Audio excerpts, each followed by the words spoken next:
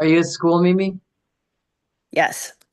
Okay, Madam Mayor, it is 9:02 and we are live. Good morning, everyone, and welcome to the pre-agenda meeting of May 2nd, 2025. Can we have the roll call, please? Mayor Betty Rash, the birthday girl. Thank you. Here I am. Here I Vice am. Mayor, Vice Mayor Sarah Maliga is absent. Commissioner Christopher McVoy. Is here. I think I can't see myself, and I don't know You're why. there because you have to accept being a panelist. Commissioner Mimi May. Here. Commissioner Anthony Segrich. Present. Great, there he is. There's Chris. Okay, so agenda. There's a couple things on the agenda that we might want to talk about. Does anyone have a burning issue on any agenda items they would like to start with? Oh, that's a quick meeting. I do have just, it has nothing to do with any specific agenda items, but I am gonna have mental health awareness pins. Oh, okay. Yep. Because God knows we all need that. And everyone should wear green on Tuesday. Right. Yep. I bought a green shirt last year after the meeting because I didn't have one and I have yet to wear it, so I'm very excited. Oh, I have a green dress. I don't know if I have one. I'll take a look. And that's for what's that for? Why are we wearing green? Mental health awareness. Oh, okay. Is there a I'm just is there Yes. Oh, I don't see it. Consent agenda.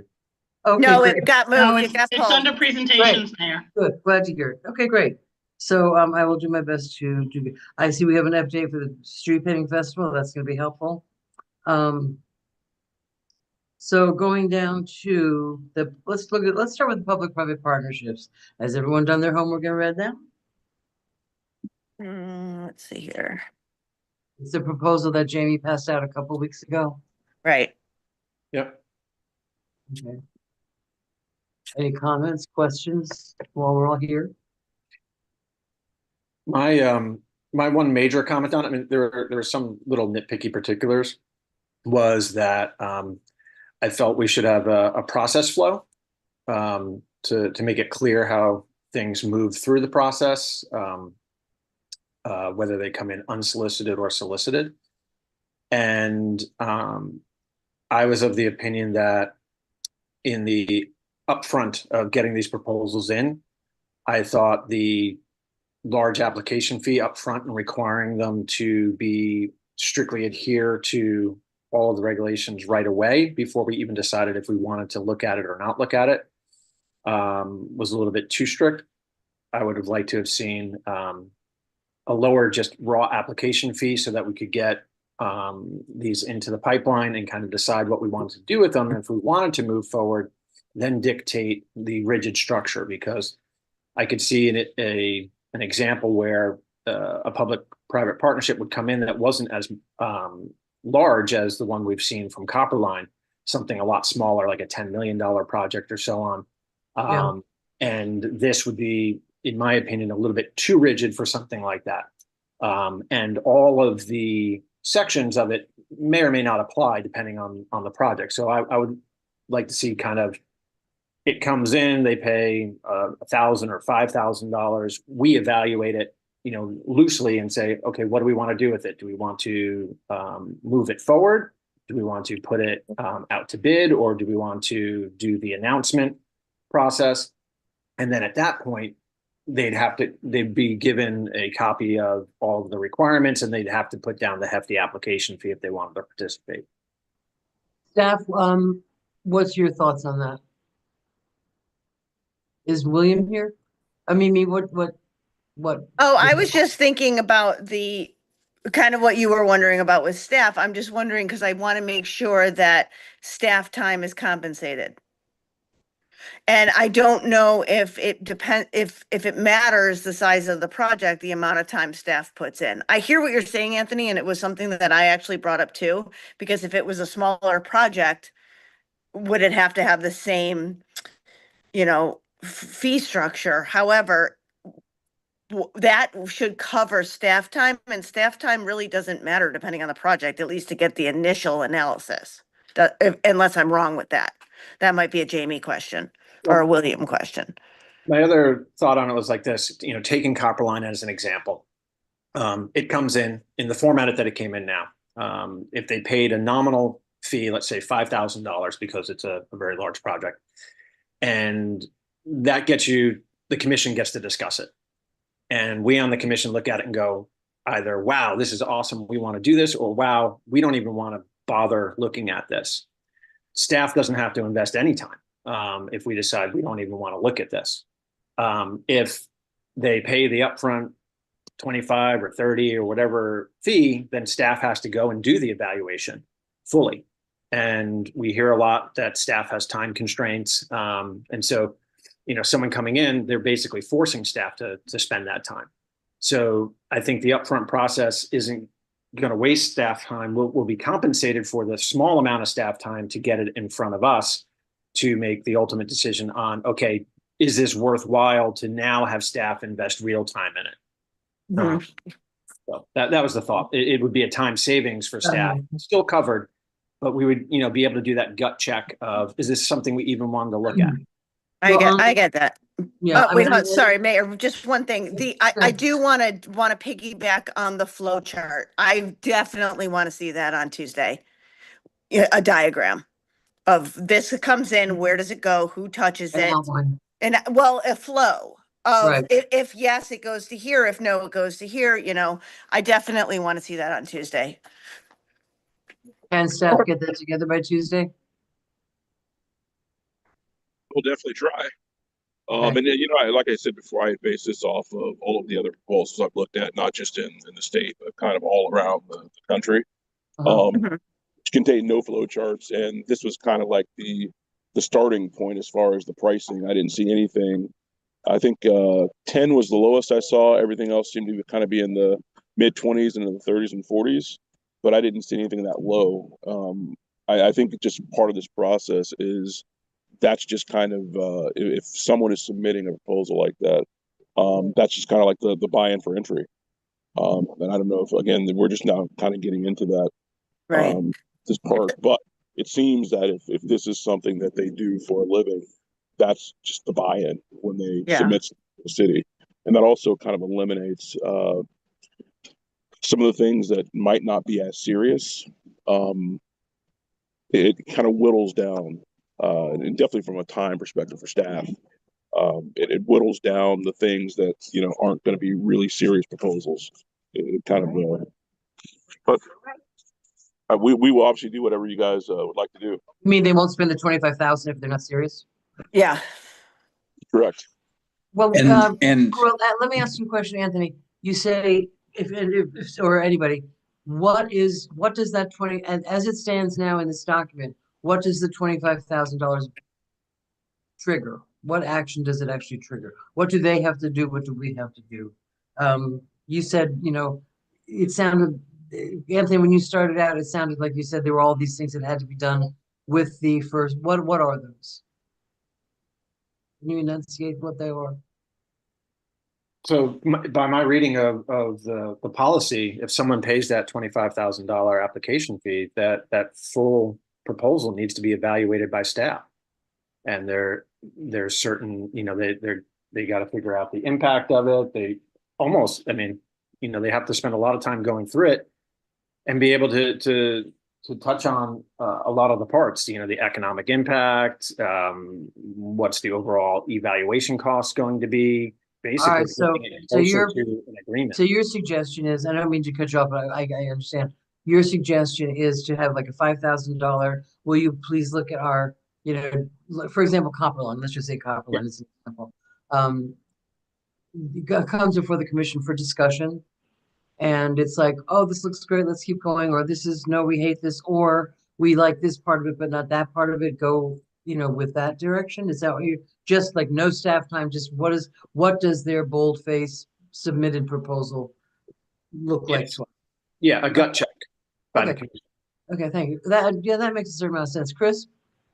I was just going to say that I tend to be with Jamie that if all the other cities around have if their minimum is 10 or 20, I don't see any good reason why we would be lower. These are very minor costs for Well, 10 or anybody 20 putting apparently. together. What's that? But it seems like the differentiation is, as I'm hearing it, is that the 10 or 25 or whatever actually says to the staff, do this evaluation. We're paying for you Well, to do. realistically, Let me just finish. And what I think Anthony's suggesting is because the staff could do they could take the $25,000, they could do an assessment and it comes before the commission and we're like, we hate this, go away. So rather than have staff take time to do the evaluation, just pay a door fee to walk in the door to even give us a proposal. And with a discussion of that at a workshop or a commission meeting, say, you know what, tweak it, like you just give them an idea of what direction to go in, and then bring in the $25,000 for if it passes that gut check, as Anthony puts it, to then they can pay the $25,000. I don't hate that idea. I don't um, hate it. Madam I, Mayor, the city manager's hand is raised. It is? I didn't even see him. Where is It it? was raised. Well, it's not anymore. Okay. Mine is. Yeah, I see. So, I'm sorry, Commissioner May. I was No, go calling ahead. you until this Okay. interrupted me. Mimi, So it No, sounds but- like, Jamie's we- hand is down. Oh, Jamie, go ahead. can you hear me? Yeah. Okay, so it sounds like, obviously an unsolicited proposal comes in. It sounds like we'd be adding another step right after that, where you could have almost like, for that initial stage or preliminary review, we would have I guess, an initial cost, which would be lower for like the preliminary review, which would have to be done within 30 days of receipt. After that, you basically have three ways you can go. We can send out the acknowledgement of receipt. We can then, or we can send out the acknowledgement of receipt and then go through a process where we solicit other proposals, and go through like a competitive bid process. Or you can do further evaluation on just the preliminary submittal that came in. So there are multiple things you can do at that step.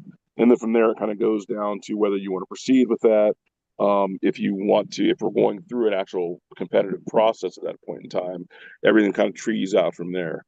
So it sounds like we're looking at like basically a two-step payment process, depending on, and again, it would be something we have to create. I didn't see anything like that. It was just kind of here's the fee for submitting an unsolicited proposal, and it was just that's the fee. But that I doesn't like really the idea of tie. having that initial, real brief, thing where the staff really doesn't have to do any work. We look at it, we talk about it, they give us $5,000 for the privilege, not privilege, it's a bad word, for the review, for us to take the time to review. And then if it saves staff time, if we don't have to spend $25,000 of staff time to review something that the commission is gonna either accept or reject or amend. Mimi, you were not done. Mimi?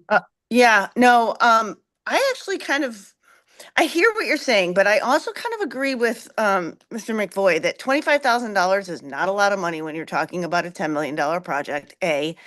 And B, I'm a little conflicted at being the first step. I know we're voted to represent everybody, but there's only 5 of us, and to have a proposal to come in and have us discuss it before staff looks at it, before there's community, I feel very uncomfortable putting my opinion out first. I'm representative. It's not like I'm ruling. And I don't know, I mean, you guys might be able to convince my brain another way, but I'm just feeling like it's not our place to yay or nay off the bat. That's just where my brain is on this. And I don't think $25,000 is a lot of money when you are a multimillion. I mean, for us, it is, sure. I mean, I would not have $25,000 laying around. But if I was going to do a $165 million project, that would seem like, and then what Jamie's saying is it's industry standard. And we always chop ourselves off at the knees. And I don't think we should do that. I think we should stick to what is industry standard. If we find that it's not working for us and we have to be unique, we can always go back and change something. But I don't think, we haven't even tried this yet. And to poo-poo industry standard just feels like we don't have the experience to be able to do that. I love when we all have excellent points. Chris, I think you were next. Thank you. I think the industry standard argument makes some sense to me too. I don't think 25,000 is, any sort of a burden for any of these big proposals. And realistically, it's not going to come straight to staff and they don't even look at it and they just stick it on the agenda. Of course, they're going to look at it and spend some time trying to figure out, is this even worth? I think if we ask Jamie, have a number of unsolicited proposals come in that they didn't even bring to us because, it was pretty clear from staff that this wasn't going to go. There is some review. I think it's fine to have a reasonable, honest money fee. So I don't have any problem with that.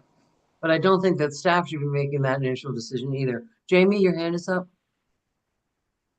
Yeah, I was just going to say that what you see sometimes, and again, it's just going to kind of come down to if it's something that you guys want to see first and make a decision on before staff gets a track at it or not. But a lot of times, there are things that just aren't going to be feasible, whether it's just from a development standpoint or it's in a location where it's not zoned properly, or a number of things that would probably eliminate that project from happening in the first place. Or like we're talking about the Copperline proposal, there might be things that just in the charter that it's not feasible. But it's just really a matter of, do you guys want to see everything first before staff looks at it and kind of determines what is and isn't feasible with that particular proposal, or you want staff to kind of go through it first? It's really, obviously up to you guys how you would like to do that. Okay, let me ask a question. We do not have to open it up for competitive proposals. If something comes in and we like it, we can work with that one, correct? Am I wrong about that? That is correct. You guys have the option to either say, you know what, we really like what this is. We don't think anything else is going to compare to this. So we want to work with these particular people with this particular process and development. And then you kind of go into a separate detailed stage evaluation is the next level down after that. Or you can say, we want to put this thing up for a competitive bid and see if there is a desire for anyone else out there to do something along those same lines, and give them the opportunity to submit something that kind of competes with what you already like. But yeah, you have the option. Okay, thank you. Anthony? I just want to make it clear, I'm not suggesting we get rid of that industry standard application fee. I'm purely saying we have a step before that. I 100% think that the commission should be making the decision on these first.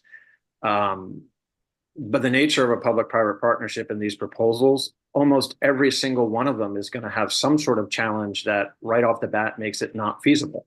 So Copperline, our charter, makes it not feasible right off the bat. And, kind of saying that, staff could have rejected that, never shown it to us because it would mean a change in the charter. I don't think that's good. Now, Well, I think the report would come back, that if this were to go forward, these changes to the charter would have to be done. Am I right, Jamie? That would be part of their analysis. Well, I heard them say that we don't see all of them that come into the city.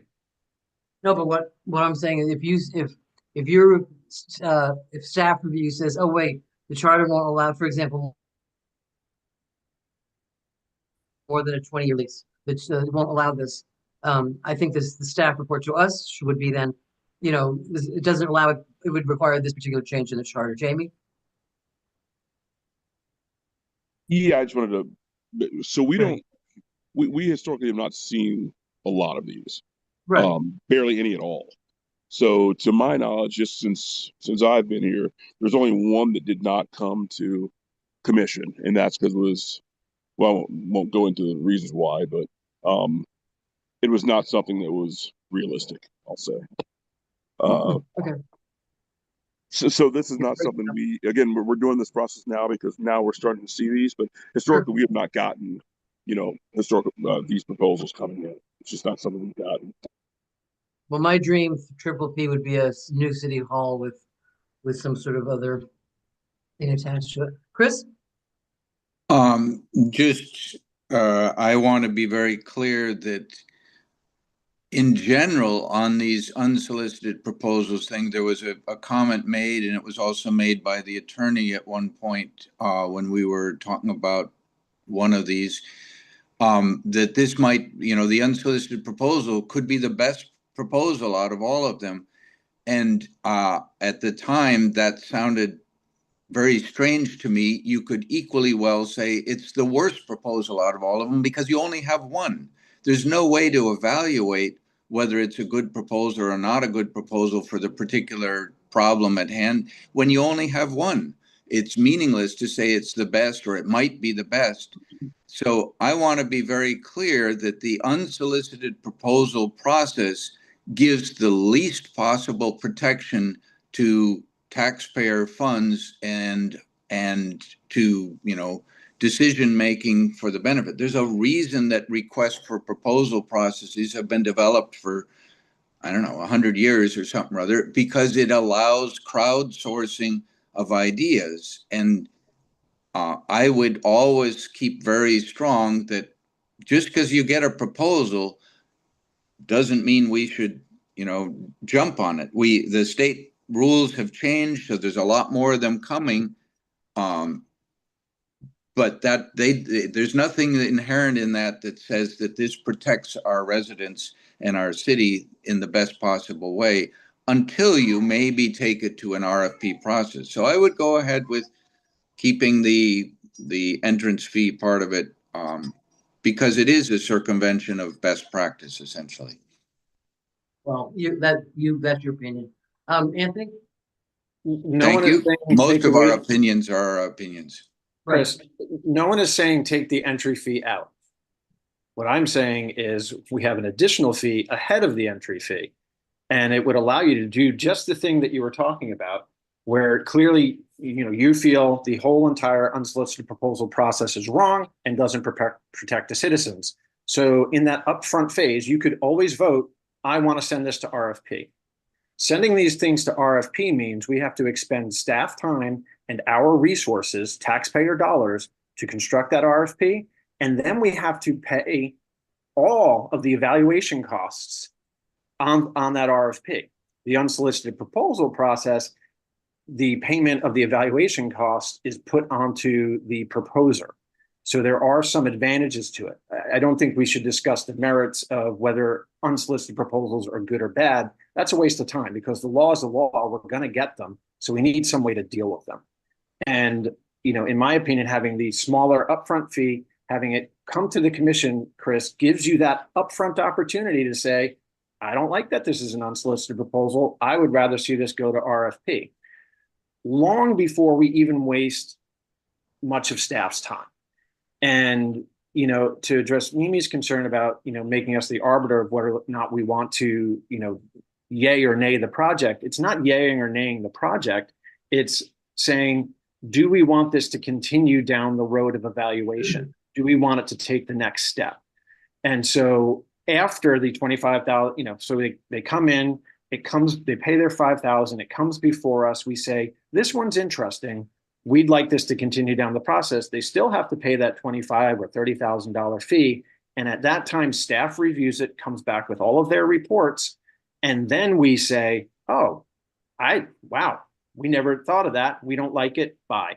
Or we say, oh, wow, looks good. Move it on. And so, I just really think that upfront piece will save us a lot of staff headaches, because what's going to happen are these things are going to come in. They are going to pay those dollars, and they're going to come in formats that don't meet it by one little thing, and then we're going to reject it outright, and then we're going to be charging them another $25,000 and so on.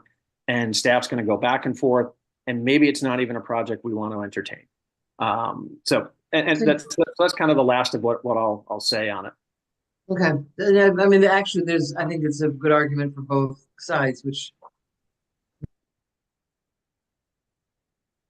makes it, interesting. We'll vote it on Tuesday, and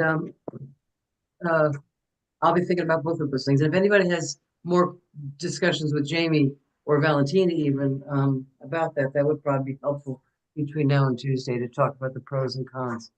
Okay, up next on the agenda is the valet parking is on here.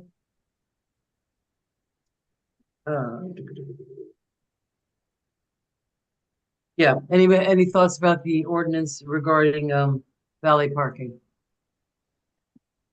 Oh, Anthony? So overall, the changes, I thought the staff did a very good job of capturing what some of our concerns were from last time. The one area that I did have a question on was, well, two. The business licensing of the parking spaces. It seems like in a lot of areas in the city, we're getting into, having to have a license over a license over a license. So, if let's see, restaurant owner one owns their offsite parking, I don't think they should have to have a business license to run a parking facility. And I can see this becoming a nightmare where we already have, in some areas, just where the parking lot wasn't, it was always used as a parking lot, always was a parking lot, and it was one way, and then new owners took it over, and now they're told they have to spend $200,000 to make it a full-on, parking lot. When this is a valet parking lot, it's something very different. I can see that being problematic, just with the way that the city operates traditionally. The other thing was with the insurance, we are requiring that both the restaurant owner and the valet company have the auto insurance piece, which I don't think the restaurant owner should have to have the auto insurance if they're contracting with a third-party valet. Again, it seems like duplicative. And then we were getting really into the nitty-gritty of insurance law and subjugation, and I would be really interested in hearing more of why we're going that far. I don't have the experience in valet parking. I don't know if that's standard, but to me, it seems like it's a little onerous. Like people wouldn't even be able to get that kind of insurance, because I don't know an insurance company around. $1 million per occurrence? I think not $1 million. The fact that they can't subjugate, meaning they can't go after somebody else's insurance.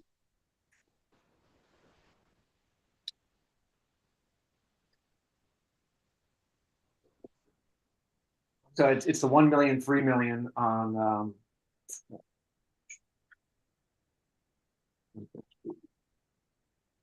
Can you explain, Anthony, a situation where that might occur? Like, okay, so somebody's car gets hit by, like, the valet's driving and somebody's car gets hit. Oh, Elizabeth's hand up. Maybe she can help. Yeah, it's page 5 at the bottom. I just don't know, No, I see where you're looking. I just need it in smaller words. Elizabeth? All right, good morning. Good morning. So the insurance provisions are really they would be part of the agreement between the city and the permittee, right? So, and the permittee is going to be the business owner, and you want to make sure that the valet services are being provided and protected under the auto. So that's why you have to require who you're in contract with, and then require them to have it with their subcontractors, because the valet party would actually be a subcontractor to the business owner. To the restaurant. Correct. And the waiver of subrogation and how the insurance applies is very standard for all city contracts. This language really comes out of our contracts that we use on a daily basis. And it's really to protect the city. How they deal with the valet service and the, vehicle that they're working with is a totally separate issue. We are not involved in the relationship between the vendor and the restaurant owner or the car that's being parked. We're trying to protect the city in this permit relationship and making sure that the valet service has coverage to protect the city. Okay, thank you. Anthony? So, you know, if I hire a tree trimming service for my yard, I don't need to have tree trimming insurance. The tree trimming service needs to have it. These restaurant owners are hiring a valet company to do this. The valet company should be the one that has to have that insurance. I don't think the restaurant owner should also have to carry essentially valet insurance. If the vendor has the adequate insurance, I think, but you know, I don't specifically know how it's done in other cities, but it just seems odd that you're requiring the business to have the same insurance as its vendor. Is they're that hiring- standard practice though? I mean, The Elizabeth, ven- are you s- Right, that's so standard practice? we're requiring that the permittee have the insurance for the permit that they're getting. They're getting a valet permit.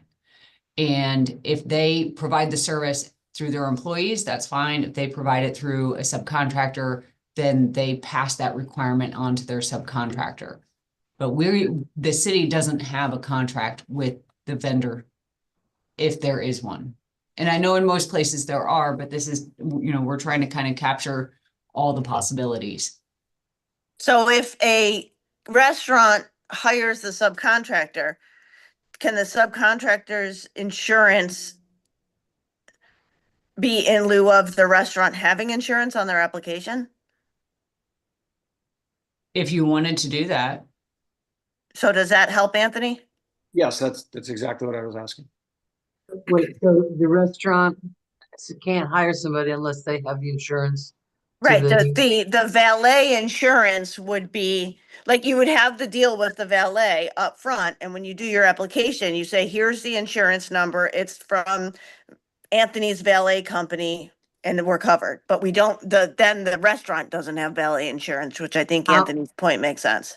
Okay, and I think what Elizabeth is doing is trying to protect the city. How do we know then that, you know, like a lot of people get insurance to get their drivers their license plate and then they drop it?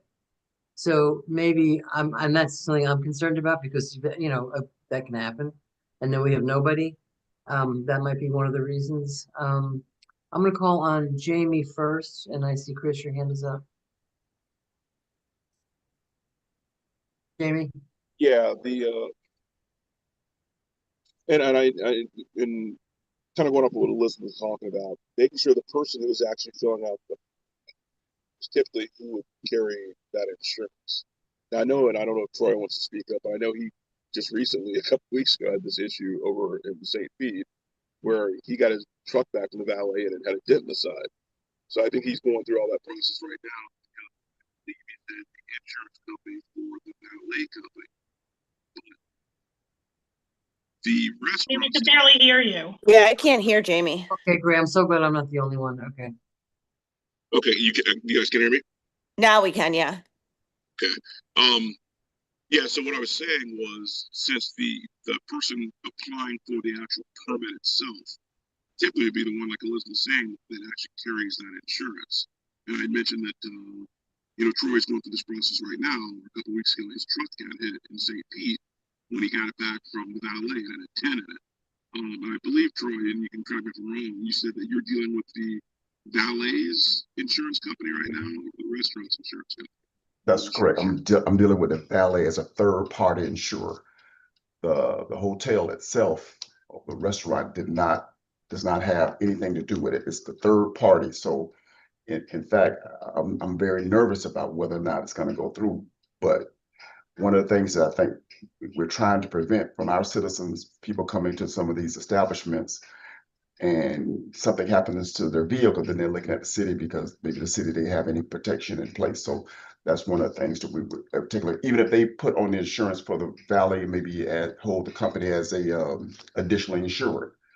Any type of option like that might be something that we might want to consider. But we really want to know if Or for the city is additional insured. correct, or the rest, if the valet want to have. I've done that a lot. Correct. So that's another option, but we definitely want to make sure whoever's providing that service has some type of coverage so when, citizens, we don't want the valet parking company just to go away all of a sudden because they got involved in some type of incident. Right. Chris? I just hear, all this, and I hear the attorney and that the permit is with the restaurant, not with the valet, and therefore we have to do whatever requirements with the restaurant. But the restaurant is a restaurant. It's not a car parking outfit. And I hear Anthony very clearly that, and I don't know if he said it, but it seems like we're creating an awful lot of burden and negatives for the restaurant owner that doesn't really seem appropriate. I would be fine with some, and I'm not the legal person, but fine with some arrangement that the permit goes to the restaurant from the city, the permit from the city goes to the restaurant, but that the restaurant has to provide a copy of the valet person's insurance, and that maybe on the annual renewal on the permit, they got to show that the insurance is still valid or some such thing. I do worry that we are, going down a track that is kind of overly regulated and burdensome. That's my concern. Well, I mean, again, if the valet company, if we're going to go that route, I would want the insurance updated to us every month, because they make one payment and it's gone. And without the backup of the restaurant also having it, then we are, I mean, here we're trying to protect the city. I don't know how burdensome it is to get a little more insurance on, for we don't have those numbers, but, we're try to protect the city as much as we can. Jamie? And again, And obviously Elizabeth. whatever you guys decide you would like to do, but we're trying not to, as we're doing these policies and these different things that are going to be coming forward, we're trying not to recreate the wheel, and kind of stay with standard practice. And this is kind of what most cities are doing, whether that's just because that's what works or that's historically how it works. But we're trying not to have a lot of one-off things if possible, where we kind of have some weird policies where just in the city of Lake Worth Beach, it's done, this particular way. And you just don't see that in other places. So, but again, whatever you guys would like to do, obviously, we'll modify and get it done the way you want. Elizabeth? Oh, Jamie. Elizabeth? Yes, thanks. I was just gonna say, if you want, before Tuesday, we can talk with the city's risk assessment, people, and see what their recommendations are. And Maybe part talk of the thought, with part of the thought too is like, I think somebody said it, sometimes, and particularly because the permit is with the business owner, the vendor may change over time. And so you want to make sure that the city is always covered no matter what, but we'll check with the city's risk and have another recommendation too. And if I might add, well, real briefly, Anthony's had his hand up, so I'll call on him first, then Chris. So if the double insurance essentially is what Boynton and Delray and Boca and everyone else is doing, then I guess it's fine. I was concerned about it becoming overly onerous, but if that's indeed what they're doing, great. If not, then we are the one being, out of sync with what everyone else is doing. So it would be interesting to know which cities are doing the double insurance. Okay, thank you. Chris? I agree with Anthony. I would welcome that information from, whatever, some reasonable number of cities around us, what they're doing. I'm with the mayor on the idea that there needs to be some more regular check-in. I don't know if it needs to be monthly, but I defer to others. I also think we could write something in that if we don't do the double insurance, if we do just the valet, that there's a requirement on the permit holder, the restaurant, that if there's a change in the valet company, it's their responsibility to notify us. And if they don't, that automatically gets them into trouble with their renewal on the permit or some such arrangement. Yeah, I mean, see, the simplest things seems like, and I think Jamie said this is sort of the common practice, but I don't know, between now and Tuesday, how much time our staff wants to make. Elizabeth and Jamie are gonna talk to risk management, so let's take it from there. I have, so can we move along? Sure. I have a question there, under consent agenda, travel policy, that was done what brought that on and what changes are there? It just seems like a whole, where'd that come from? Anybody? Not for me. Hey, Madam Mayor. Probably you were asking about the travel policy? Yes. Yeah, I mean, pull it up here. Yeah, there was just a few we put on the agenda. There's like 3 or 4 small modifications that were made to it. That came forward, I think, about 2 years ago or something like that. Yeah, we redid it 2 or 3 years ago, I think it was. Yeah, because the previous commission, if you remember, we had some issues with the IG. We had to update our travel policy based on a few things. Like one of the things on there is you can now submit stuff electronically. It's just a few things on here. Some of the travel when you guys did the I think it was the League of Cities down in, was it Hallandale or Hollywood or something like that? Yeah. It's like at 50 miles or something. But remember the I think it was the mileage issue, and I believe it was Commissioner May who was talking about actually coming back on either Thursday or Friday night to turn right back around. It was like going to be a later at night, like 10 or 11, to be back at like 7. That doesn't make any sense. So we had to look at the mileage. Yeah, we stay overnight then, if that's the case. Well, yeah, but based on what it was before, technically you would have had to come back and go back down or pay yourself. And that doesn't make a lot of sense. So it was some common sense things we just needed to modify in there. So it's only like 3 or 4 things. I see Valentina. And Valentina's on as well. Yeah. Hi, Valentina. Good morning, everyone. As Jamie explained, we're just kind of cleaning up, and we received a lot of feedback from you guys and the other travelers. You broke up for a second there.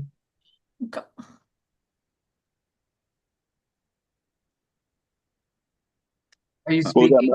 I'm good. Can you hear me? Yes, Yeah. now we can. Okay, perfect. I think they missed what you said, Valentina. So I said we have received some feedback from the users of the policy, and these are just basically clarification as Jamie has provided. The biggest change is really that we had the travelers who received the monthly car allowance, the reimbursable distance was 500 miles for the round trip, which it was determined to be really a lot. This was reduced now to 100 miles from the total round trip miles. We looked at the other municipalities and the county, and they were using 100 miles. So that's what we were proposing to be the change. So it is basically from either from the city hall or from your location. If you're traveling a round trip over 100 miles, then you're going to be reimbursed for everything beyond 100 miles. So that was the biggest change.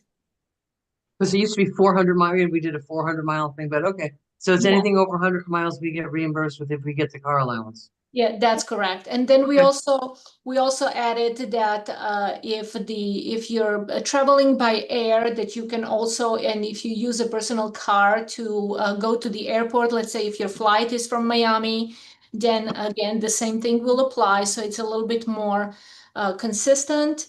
And we are also, as Jamie said, we're looking into having these travel reimbursements submitted electronically. So we covered that. And we are also added that the department director can approve the availability of funds just to align it with the procurement policy. And so also allowing department director to review and approve meal reimbursements for the special dietary requirements, so that this does not have to go to the city manager if the staff member has dietary requirements. we felt that the department director could make that decision for his or her staff. And that's Thank you. basically it. Once again, Valentina knows all the answers to the questions. Thank you very much. Yep. All right, that was just kind of curious, but anything else about the agenda for Tuesday?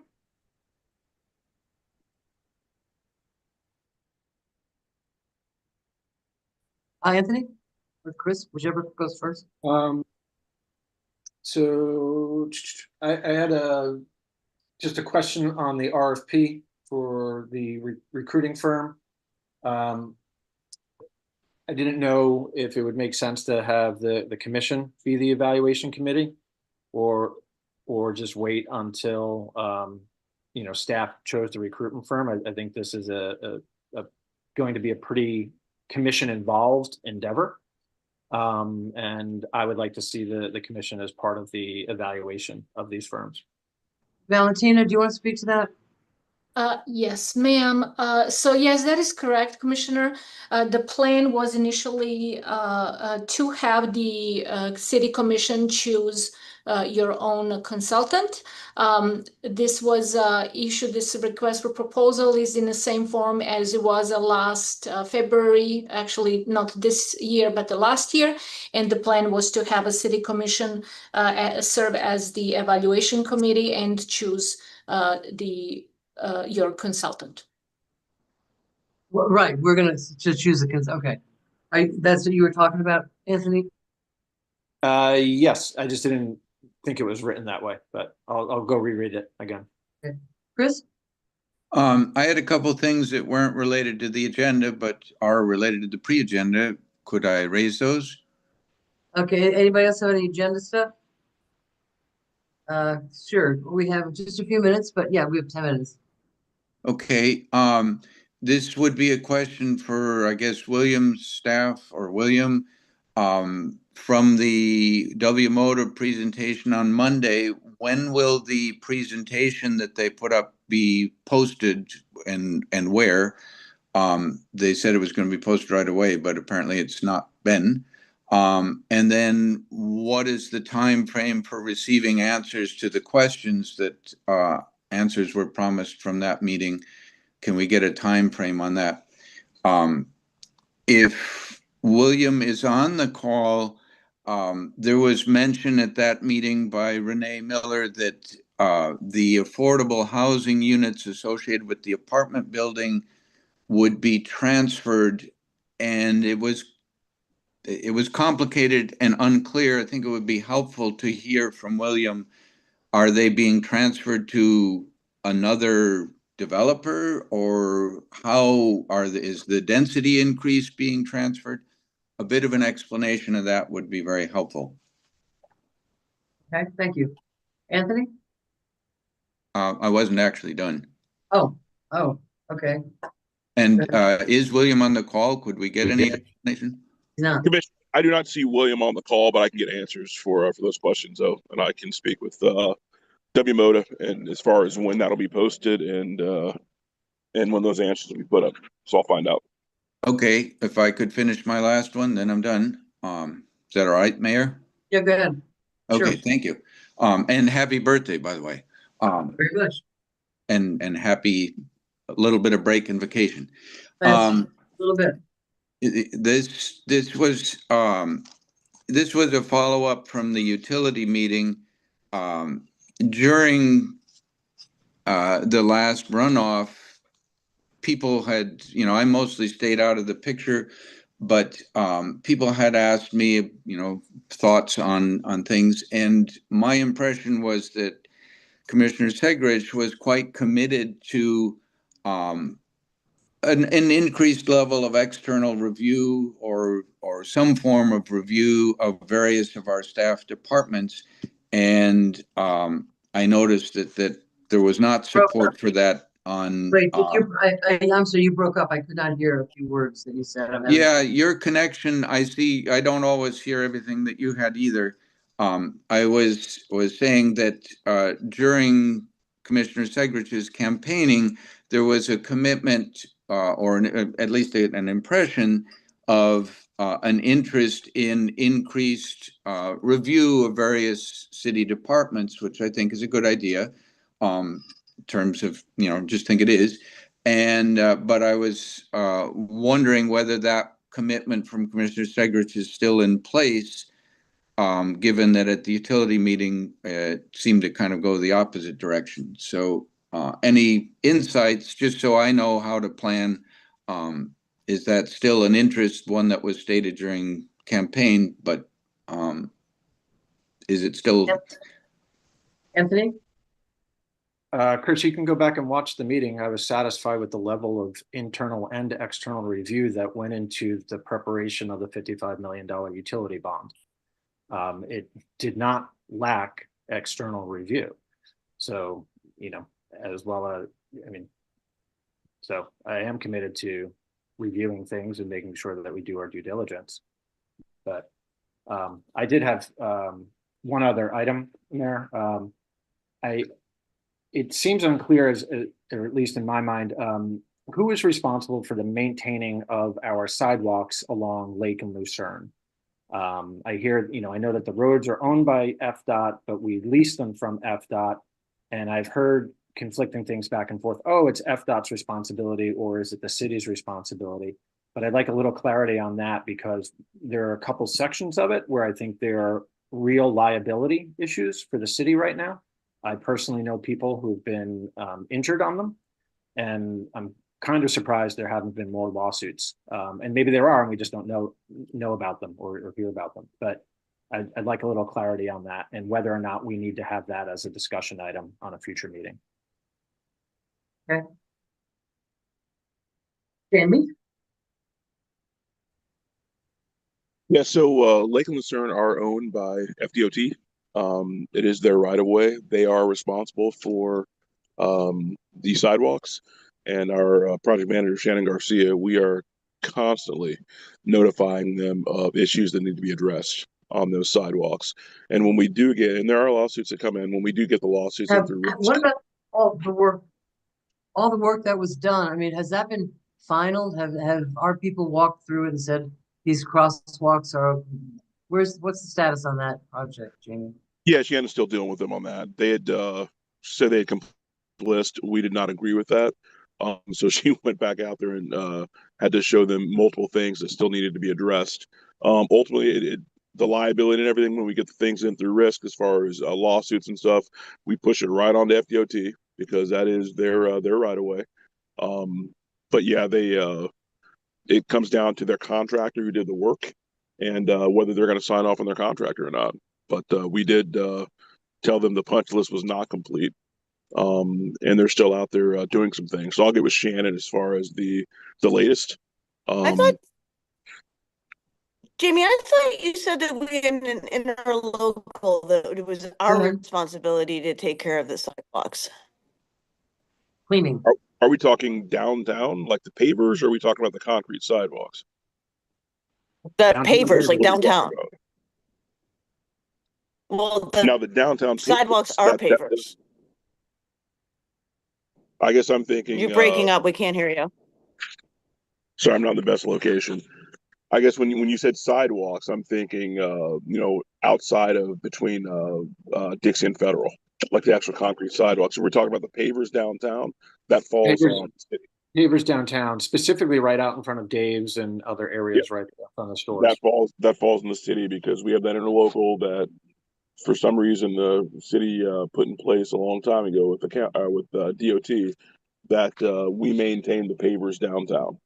So do we need to have a discussion item amongst the commission to get those issues resolved? The reason why I'm bringing it up, and it's kind of a hot topic, yesterday I personally observed a woman in a motorized wheelchair almost fall over just by going down by Dave's. I mean, it's so bad that the wheelchair almost toppled over and people had to grab her before she fell. So if it is our responsibility, what is our process that we have to get this corrected? What's our roadblocks to it? Do we have to have this as a commission item?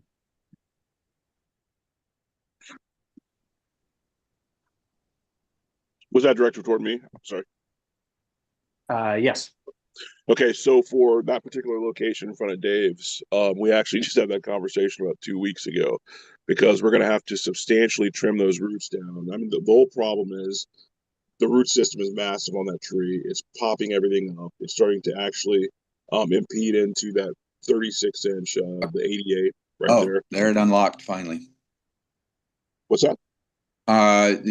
Most of what Anthony said locked up and on the video, and I couldn't hear anything at all. Ooh, I gotta Oh, go. okay. It was about the downtown by Dave's, this sidewalk. Yeah, I heard Yeah. the beginning. I can give you guys an update on Tuesday. That Okay. would be great This is the problem we're currently dealing with right now. if you could add in, Jamie, to the update, the issue of really bad sewer odors along Lucerne is still an issue, and I don't know who needs to fix it and whether they need to put degreasers down the drains or something, but it's really not a good, I guess look isn't the right word, but it's not a good smell. Yeah, there's and I can get with each one of you individually on that. I don't want to put that out at the meeting right now. But Is there a way to fix, is there a way to fix it? yeah, so that's obviously not our system, but when they TV'd everything, they found some things that I can go into. Well, whatever it is, let's get it fixed is the bottom line. Yep. Good idea.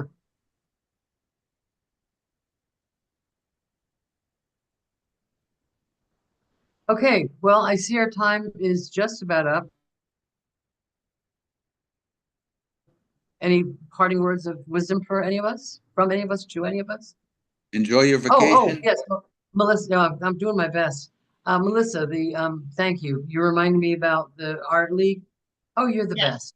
I would like to, I think I've mentioned this before. I would like to have the art league, our local art league, come and do a presentation in the first week of June, first meeting of June, just who they are, what they do, what they're looking for. They've been around since 1942, and they're The art looking for league. the art league, yeah. Permanent home, and I'm advocating that when the annex opens up, that they started out, the building which we now have as the library meeting room was originally built for the art league specifically, and the history is interesting. So I would like to have a presentation. If anyone has any issues with that on the first week in June. That's Okay, fine. Chris? Okay, Nope. thank you. Agreed. Okay, thank I you. actually, I did have something else, but since we're out of town, we could, time. Well, Just something to think about regarding proclamations. Yeah, So I got a request for Haitian Heritage Month. right. And my thought was, because I believe in fairness, if we do Haitian Heritage Month, are we doing a proclamation for every nationality/heritage, or? We don't get asked to do that. No, I don't think that's a valid question. We We get have asked a for big, Haitian. We we get have a asked, big you Haitian know, there's just- population here. Yeah, So Yeah, is I the don't answer yes, see you want to why- have one? yes. And Okay. invite them, because I had a meeting with a couple Haitian leaders recently about more inclusiveness in the city, with the city for the Haitian community. So I think that's a good idea. Is there consensus to add it to May 6th because the same people are coming for mental health? The Haitian people are coming for Well, mental health. yes, Reggie is coming for the mental health as well, I think. For some reason, Carmel is coming. Yeah, but I think they they're not both. the only Haitian. I mean, yeah, but I think there's a lot of people that are not connected. I agree. You know, there's other So, Haitians besides Do you want me to Reggie. add it to May 20th then? I'd like to have more time to get the word. Yeah, I would rather have the word get out to, make some phone calls to get the word out to the community so we can actually have some representation there. I will But add thank it you to for May the- 20th then. We Thank you. have done a flag raising other years. I don't know if we're intending to have. do that. We have. And we're still allowed to, I think, so I don't have any problem with it. Do you want to include that? Okay, that's a request then. Yeah, I have no problem with that. So we can do that before the meeting on the 20th. That'd be good. Thank you. Okay. Thank you, Melissa. So it's Friday, right? I don't even know what day it is. I'll be back for the meeting. Sunlight is wasting. I'm gonna go try to get some color and turn off my phone for a few hours because when I have it on, it seems to really work. Okay, thank you, everyone. Have a great day. And Mr. Liberty, I'll be calling you.